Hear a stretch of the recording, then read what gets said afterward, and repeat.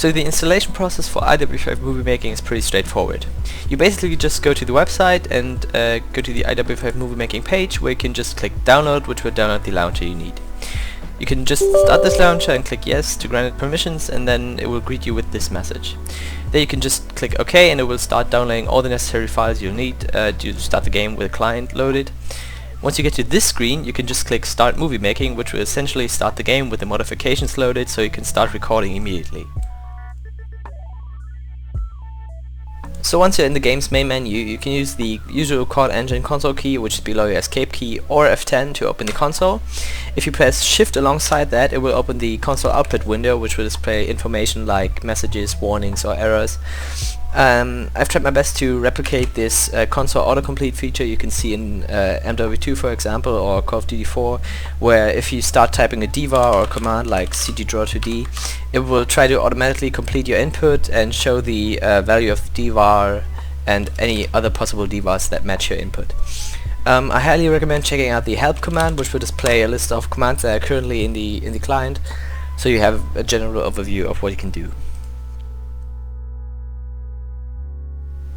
Loading a demo can be done in two ways.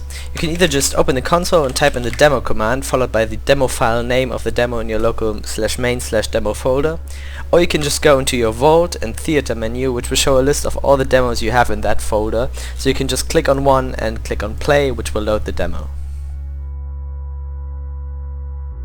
The client contains an extended G hardcore dvar, which will disable most of the unnecessary HUD elements that are in the game.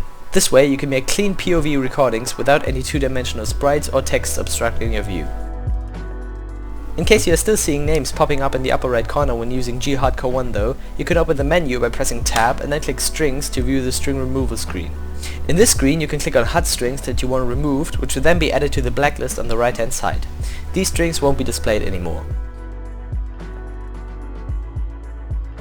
When taking a look at the available tabs in the Iw5 movie making menu, you see a tab entitled MISC. This tab contains two switches, one for green screen settings and the other one for depth map toggling. You can turn the latter into a grayscale image for use in various video editing programs.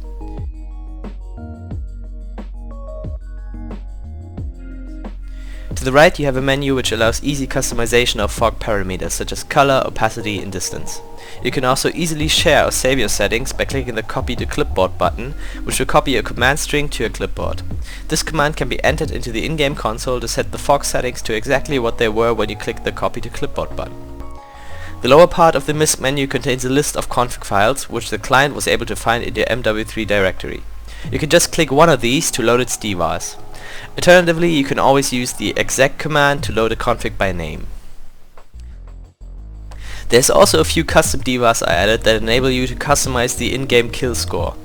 By checking the autocomplete results, you'll be able to see that there are multiple dvars allowing you to change the color, scale, font and position of the score.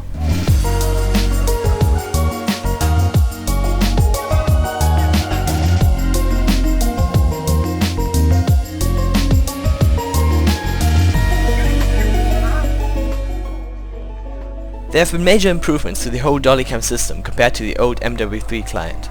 If you open the menu and go to the DOLLYCAM tab, you see some basic information about the current cam path. You'll also see the button menu, in which you can assign keys to the basic functions of the DOLLYCAM, such as placing a point or clearing the points.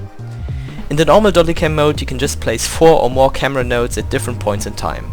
Once you click the Start Dolly button, the client will automatically jump to the starting tick of the cam path you have placed and replay your cinematic.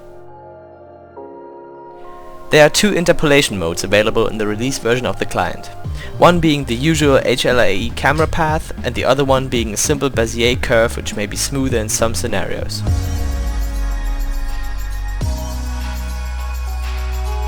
You can switch between the two by clicking the button in the DOLLYCAM menu.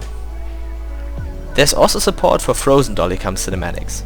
By toggling the frozen DOLLYCAM mode button in the menu, you can just place points independent of the current time. You can then press the usual Start DOLLYCAM button, which will then start a fixed speed DOLLYCAM movement. The speed of this movement can be adjusted by modifying the timescale. After placing the cam path, you can utilize the various cam commands which allow you to modify the DOLLYCAM nodes individually. This way you can get the best looking cam path possible. Additionally, you can export and import camera paths to share your cinematics with other people or just to re-record them later.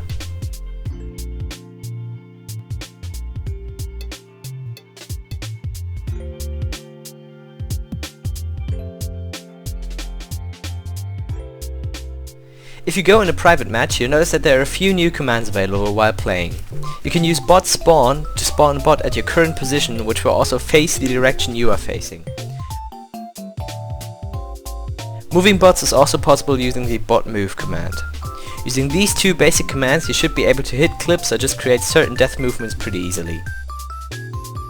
Another helpful shortcut is the V key, which will toggle no clipping in private match to ease the process of faking clips even further. In case you want to use RESHADE with the client, I've modified the installer to nicely integrate into the Iw5 movie making environment. You can get it by pressing the button in the launcher entitled Get RESHADE. After that, you'll just have to follow the installation process as usual. Hi. I don't know what to say. I guess I'm pretty glad that we finally get to release this thing, because it's been in development since about May and it's probably my biggest project yet, and I'm really excited to get it out to everyone that wants to use it.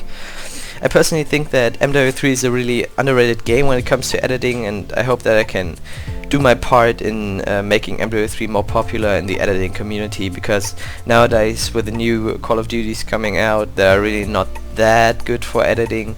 I guess this is probably also the right point to say thank you to everyone that helped me, like mainly Mopem, who has been a huge help in this whole project. Like, he has been co-developing this client for the same amount of time I've been developing it, and he's spent great amounts of time like perfecting the launcher and making it as easy to use as it is now.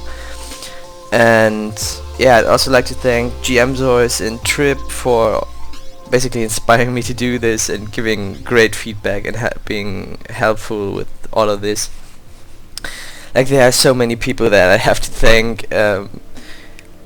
All the beta testers I sent this to, like Fallen, CFC, Auth, J, Selector, Ozzy, this guy. There are just so many people that helped me release this, and I'm incredibly grateful for them doing it. Yeah, that's basically it. If you have any suggestions or questions or have any problems, you can always contact me. My whole contact info is on the website, where you can also download the client, and yeah.